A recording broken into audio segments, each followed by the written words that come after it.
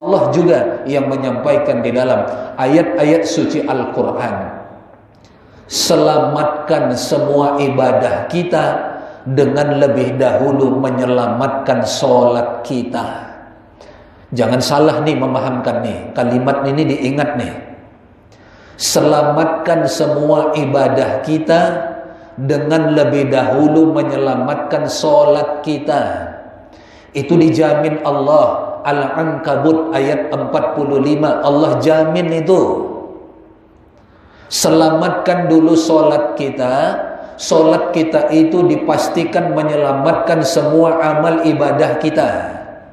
Jangan selamatkan dulu amal ibadah yang lain, karena amal ibadah yang lain itu belum ada jaminan akan menyelamatkan ibadah sholat kita.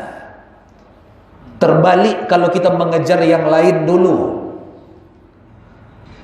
Sudah dijamin oleh Allah itu, tadi saya sebutkan Al-Ankabut 45, inna sholata tanha anil fahsya'i wal munkar. Hadis nabinya, siapa yang sholatnya nanti diperiksa dinyatakan baik, maka baiklah amal ibadahnya yang lain. Tapi kalau rusak, maka rusaklah amal ibadah yang lain. Bagaimana kita logikakan firman Allah dan hadis Nabi ini? Orang yang sholatnya sudah baik, itu dijamin, puasanya pasti baik, zakatnya pasti baik, sedekahnya pasti baik, akhlaknya pasti baik. Maka kalau amalan yang kita sebutkan tadi belum baik, itu dipastikan memang sholatnya yang tidak baik. Makanya muncul pertanyaan dari jamaah selalu, bagaimana Ustadz orang yang puasa tapi tidak sholat? Puasanya tidak jamin sholatnya. Bagaimana Ustaz orang yang bayar zakat tapi tidak sholat? Karena memang zakat tidak menjamin sholat. Tapi kalau ditanya, tidak pernah ada pertanyaan, bagaimana Ustaz ada orang sholat tapi tidak puasa? Tidak pernah ada pertanyaan begitu.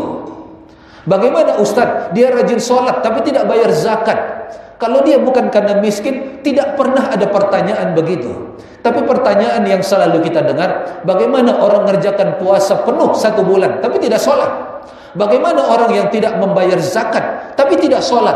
Bagaimana orang yang bangun masjid tapi tidak sholat? Bagaimana orang yang membangun panti asuhan tapi tidak sholat? Pertanyaan seperti itu selalu ada. Maka itu pemahaman sama kita. Sholat yang sudah dijaga, insya Allah amal ibadah lainnya akan terjaga. Maka sekali lagi, kalimat pendek ini mari kita camkan sama-sama. Itu intisari dari ayat Al-Quran tadi dan hadis Nabi kita. Selamatkan ibadah-ibadah kita yang lain itu dengan menyelamatkan lebih dahulu sholat kita. Atau kita balik kalimatnya, selamatkan dulu ibadah sholat kita, dia akan menyelamatkan ibadah-ibadah kita yang lainnya. Orang yang puasanya dia lakukan itu dipastikan tidak akan baik kalau dia tidak sholat. Puasanya itu bukan puasa kebaikan kalau dia tidak sholat. Puasanya bukan karena kepatuhan. Kenapa? Harusnya dia lebih patuh menjalankan sholat. Puasanya bukan karena ketaatan. Seharusnya kalau dia taat, sholat lebih dahulu dia perjuangkan. Lalu puasanya karena apa? Berarti karena selain ketaatan. Berarti selain dari untuk mengabdi kepada Allah, itulah dasar dia mengerjakan sholatnya itu. Begitu juga dengan zakat dan ibadah-ibadahnya yang lain-lainnya itu. Nah, oleh karena itu, selamatkan ibadah kita dengan menyelamatkan sholat kita. Makanya ini menjadi prioritas kita. Yakinlah Bapak dan Ibu sekalian, yakin seyakin-yakinnya, kalau sholat kita sudah baik, itu insya Allah puasa kita akan setara dengan baiknya sholat kita. Artinya apa? Kalau masih ditemukan ada puasa suka tidak jujur, puasanya puasa bohong, itu dipastikan sholatnya itu pun masih mengandung kebohongan. Masih ngerayau tapi tidak jujur, masih melamun-lamun tapi tidak jujur, masih menghayal-hayal tapi tidak jujur. Itu dipastikan, Pak. Kalau zakatnya tidak ikhlas karena Allah, itulah gambaran sholatnya. Berarti sholatnya pun tidak ikhlas. Makanya kalau sholatnya ikhlas, insya Allah ibadah yang lainnya ikhlas.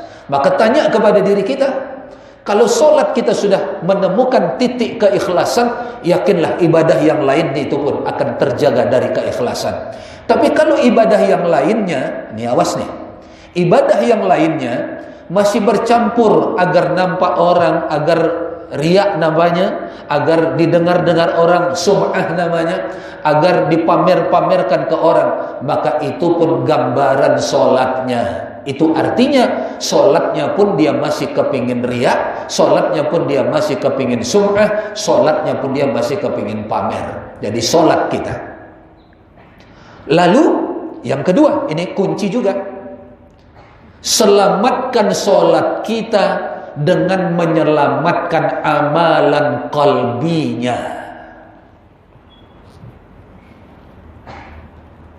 Kan ada 3 unsur, amalan fi'li, amalan qawli, amalan qalbi. Kalau tadi dikatakan selamatkan ibadah kita yang lain dengan menyelamatkan solat kita, maka berikutnya selamatkan solat kita dengan menyelamatkan amalan qalbinya. Nabi kita menjamin itu.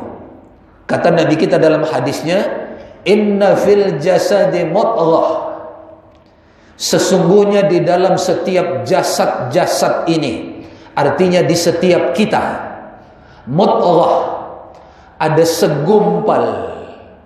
Segumpal bersumber dari segumpal darah, lalu berubah menjadi segumpal daging. Dalam hadis itu Nabi menyebutnya ala wahiyal qalbi. Segumpal daging, segumpal darah itu disebut dengan qalbu, qalbi, hati. Kata Nabi, fa idza saluhat saluhal jasadu kulluh. Kalau yang segumpal itu saluhat, baik, soleh, maka saluhal jasadu kulluh, maka semua kullu, semua dari anggota jasad ini akan menjadi baiklah dia. Kalau yang segumpal ini baik, semua anggota jasad ini akan baik. Kalau hati amalan qalbinya baik, maka semuanya akan baik insyaallah. Wa idza fasadal jasadu kullu. Tapi apabila yang segumpal itu fasad, jelek, buruk, yang segumpal itu tidak baik, maka fasadal jasadu kullu, maka buruklah, maka jeleklah semua yang ada di dalam, yang ada di jasad-jasad kita ini, yang ada di badan dan di tubuh kita ini. Maka kuncinya, kata Nabi, ala wahiyal qalbi, kuncinya adalah hati. Bagaimana kita menjaga hati? Biasakan hati itu beramal. Bagaimana kita menjaga hati tadi supaya dia saluhat, supaya dia senantiasa baik? Bawa hati itu senantiasa beribadah. Jangan ibadah solat dikerjakan tapi hati ditinggal. Bagaimana kita memahamkan solat tapi hati ditinggal? Solat dia, tapi itu tadi yang selalu kita gambarkan, hatinya melamun, hatinya menerawang kemana-mana, hatinya menghayal-hayal, hatinya ngerayau-ngerayau, sedikit pun tidak ada di hatinya amalan-amalan dari solatnya itu. Itu menandainya. Maka dari sinilah kita mulai, dari sini kita memulainya. Mau menyelamatkan kehidupan kita dunia dan akhirat tadi, kalau dia baik, baiklah nanti semua amal kita. Kita mulai dari sini. Kita mulai dari bagaimana menata hati, bagaimana menghadirkan amalan hati, amalan qalbi, agar qalbi itu terbiasa beribadah, qalbi itu biasa beramal. Jangan dalam beramal pun dia tidak dibawa, apalagi ketika tidak beramal.